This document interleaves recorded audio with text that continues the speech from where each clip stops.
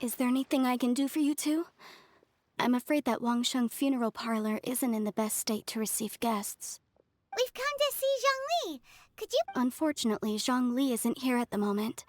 It seems he went to Northland Bank. Doesn't the Northland Bank belong to the Fatui? Last time we saw Zhongli was before we went to the Golden House. Do you think he doesn't know about the attack on Liyue? Visiting the Fatui at a time like this could only mean more trouble. We had better go and make sure that everything is okay.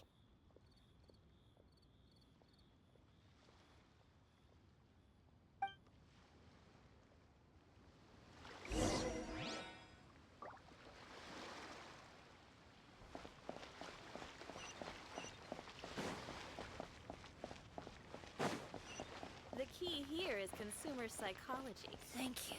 Jewelry's out of So stock, very much. but we have some new items. What should I put in my letter?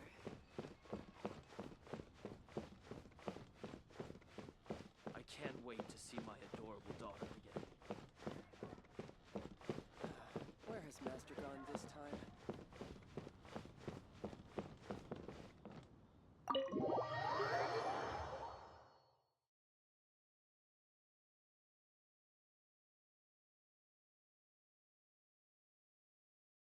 You call this cooperation between Harbingers?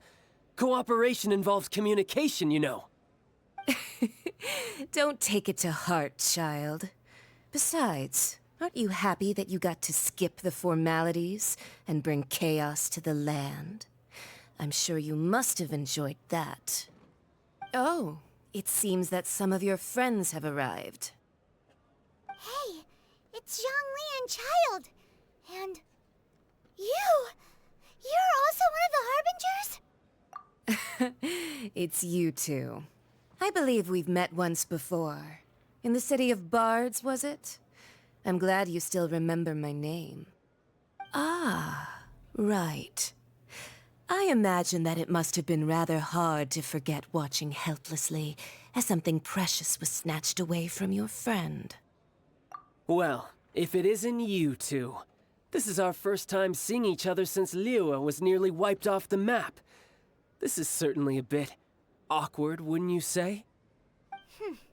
Paimon knew that we should never have trusted a Fatui Harbinger. Oh, now don't say that. Sure, I may have misled you, but I never had anything against you personally. Besides, I thought we were getting along quite well together, didn't you? Except for that little tussle we had at the end. Nothing personal. We just have different views, that's all. Of course, you may very well hold this against me, but that's up to you. The real deceivers here are Senora and Zhongli. Curse them for leading me on. So actually, I think... Stop wasting time, child. There'll be plenty of time to chat once I'm through here. You remember the agreement, Morax. Now, if you would be so kind. The Gnosis, please. What in the world are you talking about? The contract is fulfilled. That which thou seeketh is now bestowed unto thee. For my promise is solid as stone.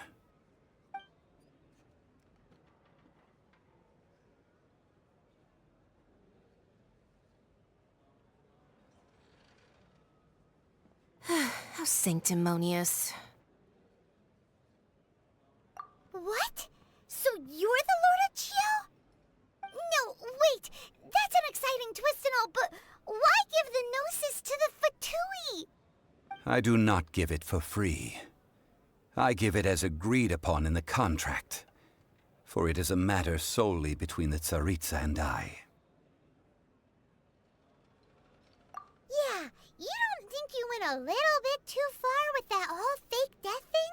Everyone was preparing the ceremony for you, and splat! This big dragon falls out of the sky, and all of Lyric goes into an uproar. Talk about a disaster. Gathering all the forces that had been bubbling behind the scenes, and then stirring them together in a pot that was bound to boil over. That's what he wanted to see, am I right? Wait, What? Perhaps it's best that I explain. As you know, I've dwelt upon this world for more than 6,000 years. It is now 3,700 years ago that I founded Liyue together with the Adepti. Even boulders that can withstand whirlpools will erode with the passing of time. I kept convincing myself that cracks had not begun to form, and that the end of my time had not yet come. Until one drizzly day, as I was strolling along the harbor, I heard a merchant tell one of his workers, "You've finished your duties. Go ahead and call it a day." I stood motionless among the crowds, asking myself, have I already finished my duties? Oh, Zhongli. But as I began to consider relinquishing my divine role, I soon discovered that many reasons still remained to not hastily depart. Was Liyue, the city I had dwelt in for so long, already prepared to enter its next age? I decided that a test was needed in order to reveal the answer. So I feigned my own death, and gathered the cast of Child, the Adepti, and the Liyue Qixing to play their roles together on the stage that was Liyue. Indeed I was. The gnosis which I had kept for so many years suddenly seemed to have lost its meaning. That's right, which is why I continued to safeguard the gnosis until now. So you mean that if the chaos ever reached the point of no return, you would simply appear and use your divine powers to bring Liyue back under control? Of course, and it would have been all too easy for him too. Just as a child quickly matures after losing their parents, so has Liyue matured when faced with the death of its deity. In the end, the resolution to all that has transpired was even more satisfactory than I could have hoped for. Take the Adepti, for instance. Owing to their years of seclusion, they were the least informed. Yet when faced with a crisis, they commendably showed the greatest amount of restraint possible. Not only did they manage to cooperate with the Qixing, but in the end, they even made efforts to understand the hearts of the people. Credit is also due to Signora, the emissary dispatched by the Cryo-Archon to fulfill our contract. At my request, she kept everything she knew in strict confidence. This despite the eavesdropping ears of her colleague, Child. This meant I could remain as Zhongli, even having the chance to fulfill the age-old traditions of Liyue in this mortal form. Thank you for joining me on this journey, Traveler. All of these things turned out as I had planned. There is only one thing that I had not anticipated, and that was the conduct of the Liyue Qixing. I had expected them to do no more than the Adepti, to come to the defense of Liyue. But when all was said and done, they seized the opportunity to supplant Liyue as divine protectors, and used the subsequent power vacuum left by my death to quickly gain complete control of Liyue. Huh? That doesn't sound good at all. On the contrary, I think it is excellent. I had always feared that it was too soon for them to take over from me. And it was also that which I longed for the most. As such, this is the best parting gift anyone could have given this god of old. Hey, what about me? Doesn't anyone feel the least bit of remorse for deceiving me? You've practically kept me in the dark. I think that thanks would be more appropriate. You certainly played no small part in all of this, wreaking havoc and turning the city upside down. The Lord of Geo ought to thank you for your performance, if anything. If you hadn't created the pressure of a battle between mortals, Adepti, and a god, the lump of coal resting in the hands of the Geo-Archon, Liyue would never have been able to become a dazzling diamond of a city. Huh? Just whose side are you on, mocking me like that? Are you itching for a fight?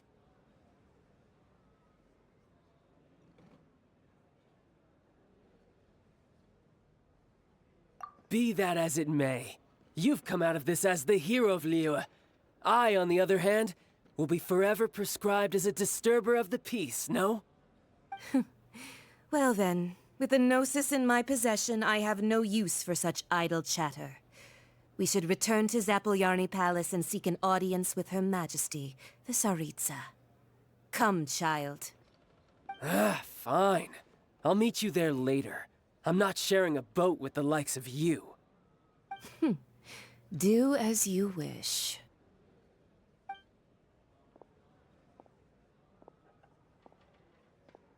Now then, is there anything else you wish to ask me? Right!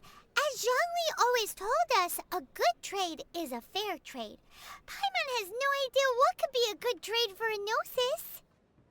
Realistically speaking, there is no such thing.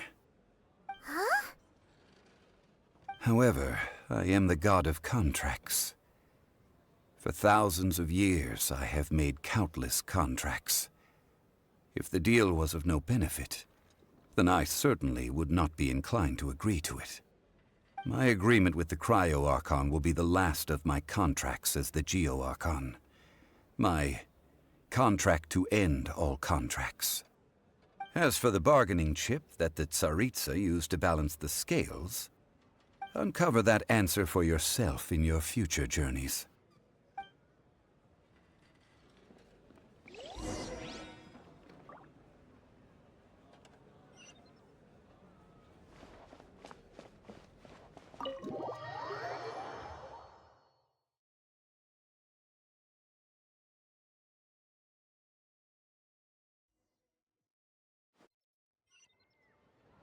Today's the day of the rite of parting.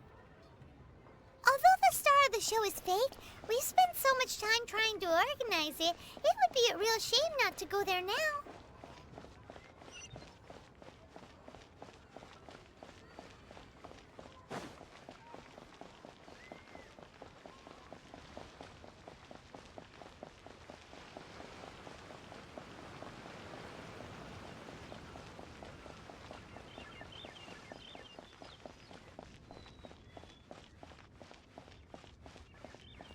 Oh, wonderful.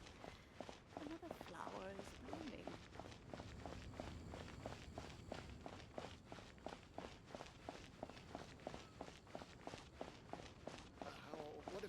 You know that god from the ocean couldn't have just shown up out of nowhere.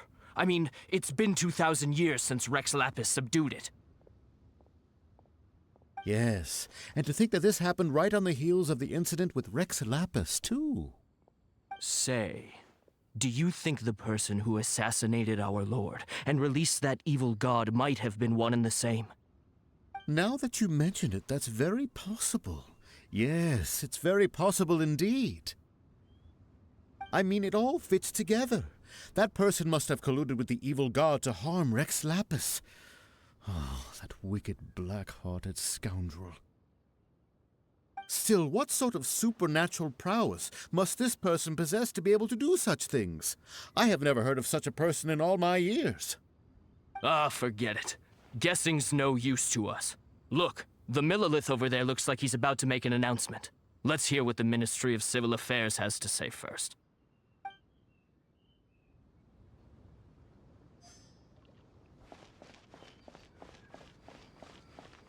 Oh, well, since we're going through with this rite of parting, I guess it means that those rumors hit the nail on the head. So Rex Lapis is really... But they didn't catch the culprit, did they? Oh, come on. Do you think that the assassin could have been a normal person? You know what I think.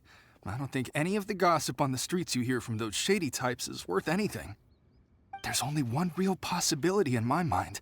I've heard that the assassin was that Fatui fellow. Youngish, pretty high in rank. I think they called him Child.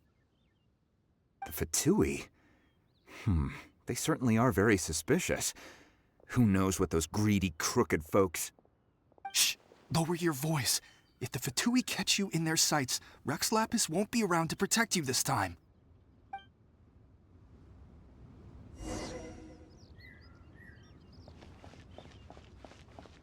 Please be mindful of your personal safety.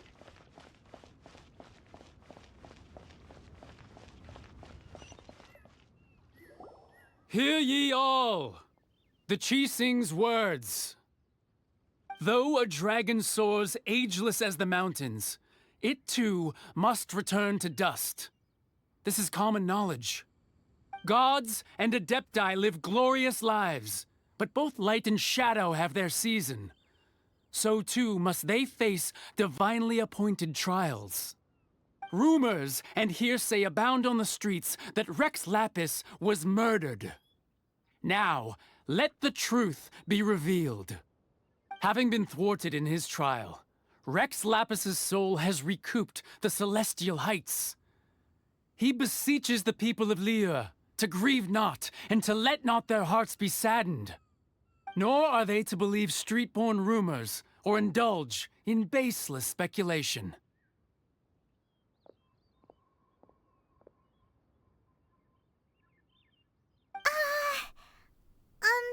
Paimon needs a translation on what the Qixing's announcement said. So that's how they're spinning it. Something feels off. Why would they suddenly give up looking for the murderer? Not to mention how this excuse sounds like something they just made up on the spot. Could the Qixing already have known that Rex Lapis wasn't dead? But Zhongli said that neither they nor the Adepti knew anything. Did Zhongli tell them in secret after his gnosis changed hands? Exactly, right? Ooh, seems like the rite of parting has been going on for a while now. Let's go have a look.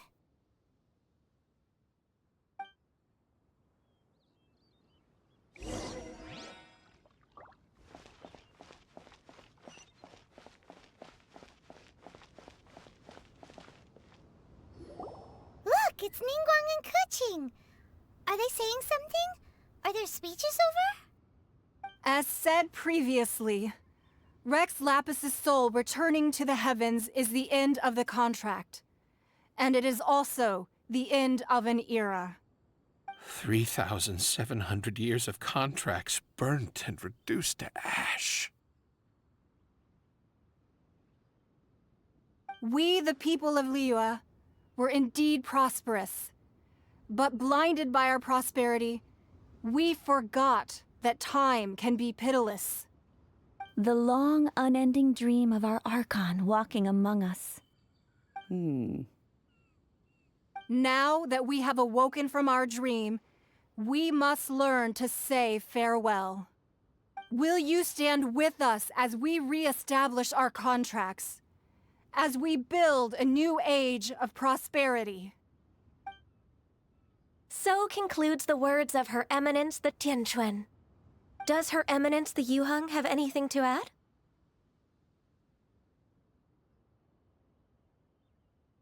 Huh? Is she looking this way? Traveler. Yikes! She really is looking our way! Is that the traveler who they say defeated the ancient god? So young.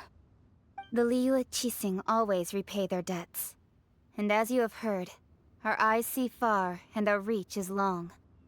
Name your price. You deserve that much. Whoa!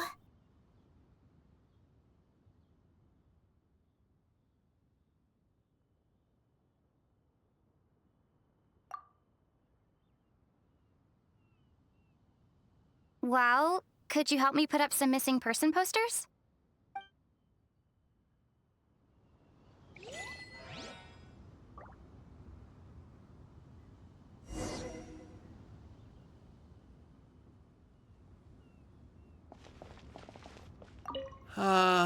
Rex Lapis. Rex Lapis. Now that I think about it, if everyone's of the same mind as me, perhaps mementos for Rex Lapis might be the best short-term business opportunity.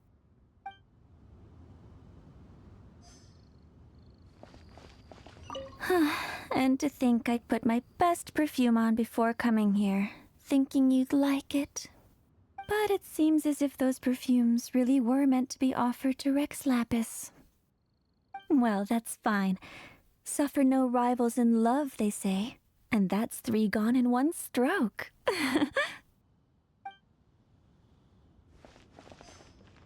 As for the mortals and adepti of Liyue, what shape shall our relationship take from now on?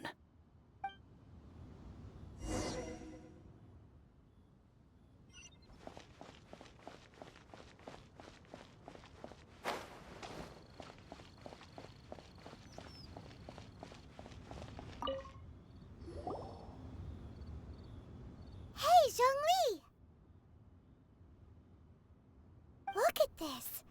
Everyone in Liyue is caught up in their emotions, thinking that they'll never see Rex Lapis again. And here you are looking all relaxed. Why would I not feel more at ease after laying down the burden I have borne for 3,700 years? Right. If the 2 of you can spare the time, I should treat you to a meal at the Xinyue kiosk. Ha! That sounds like big talk, Zhongli. Paimon might have believed you if you were treating us to some 3rd-round knockout, but you'd have to pay out your nose just to stand inside Xinyue kiosk. Are you sure you can afford it? You're right. I do lack the mora. As the Rex Lapis Morax, I can easily create mora. But since I have chosen to walk this earth as the mortal Zhongli, I should abide by the same rules that mortals do. When I was journeying with you, though I still had the gnosis in hand, I knew that I must soon retire from my role as an Archon, so I had to rehearse a little for my new life. Oh, no wonder! Paimon gets it now. You didn't look at the price tags when we were spending because you've never had to. But since you weren't used to not being able to just make more mora as and when you wanted to, you had to try becoming a parasite to society who lives off of other people's credit. Well, we were only spending Fatui money. You don't have to say it like that. In the City of Commerce, we do not merely exchange money or goods. We also exchange knowledge, memories, and foresight, as well as positions, roles, and lives. The Archon Morax could never experience life as the true mortal Zhongli could, no matter how many times he descended to be with his people. I must thank you for that. I will treasure the memories that I made as Zhongli, traveling the streets of Liyue with you. That is true, but there is no journey that does not end.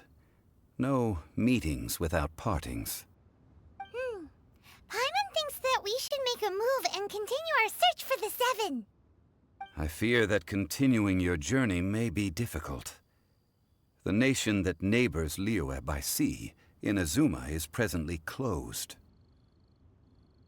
Yes, the nation has been closed by order of its deity, the Electro-Archon Ball.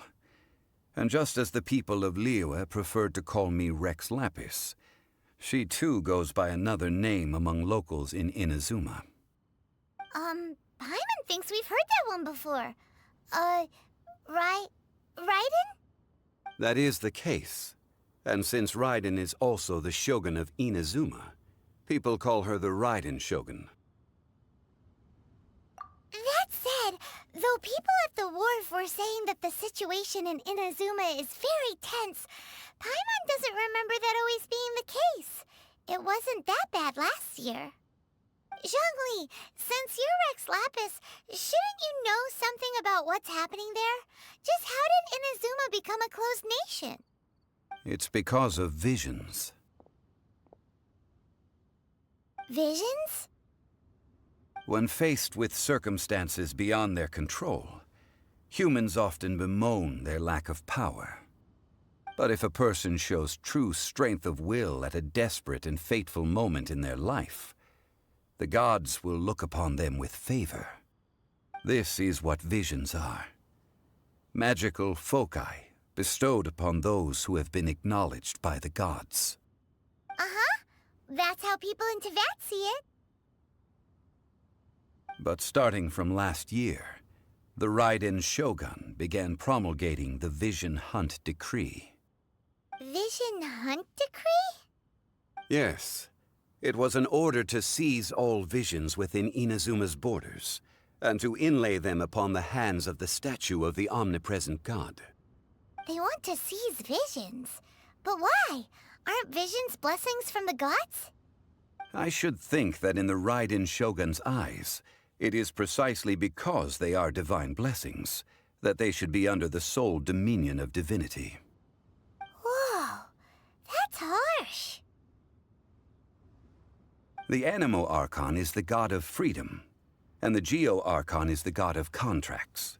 For her part, the Raiden Shogun is the god of eternity. It seems as though she has finally decided to eliminate any unstable elements that could pose a threat to her eternal realm. The fact that even I, the oldest of the seven, have now passed away, will only strengthen her resolve to pursue eternity.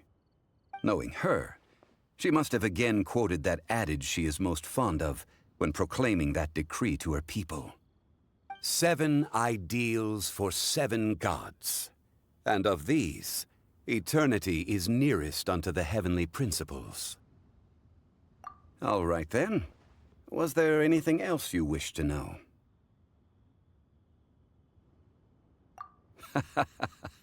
Ah, that was a good one. Failing a divine trial. How they came up with that excuse, I will never know. That said, the reason why the Qixing were so eager to resolve the incident and stop pursuing the culprit was indeed because they received news in secret that Rex Lapis was not dead. I hinted as much to the Adepti as well. How did I accomplish that, you ask? Have you ever heard of this particularly convenient Adepti art known as gifting dreams and visions? All right then. Was there anything else you wished to know? Yeah, about that. Before the Qixing made their announcement, we listened to a lot of people talking on the way. Most of them put the blame for everything on Child. These are indeed false accusations. But it remains undeniably true that Child did send people to the Jade Chamber to prevent the Adepti and the Qixing from defeating the ancient god.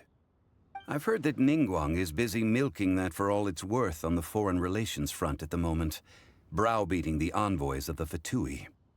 Ha! Those poor Snezhnayan diplomats. If it were not for Child's exalted position as a harbinger, I'm certain that they would have shifted all the blame to him and called for his dismissal by now. All right then. Was there anything else you wished to know? Well then, I suppose you'll have to find a way to get inside this closed nation. Have patience. I suspect that some serendipity must first come into play.